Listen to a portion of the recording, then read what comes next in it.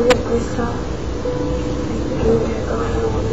ako reason ko na sa baby ko na sa purpose.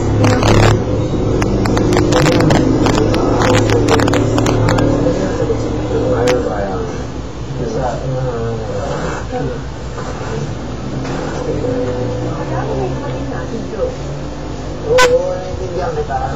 Kasi syempre, halimbawa, naiinis siya sa'yo.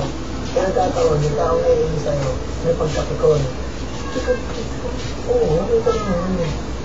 Diba, wala pa yung tao, pero yung isang pag hindi naman yung ugaling ganun, talagang may inis lang at lalo na ayun nga, nakita mo. Oo. Ako umiiyak. Ako umiiyak. Ako na naman.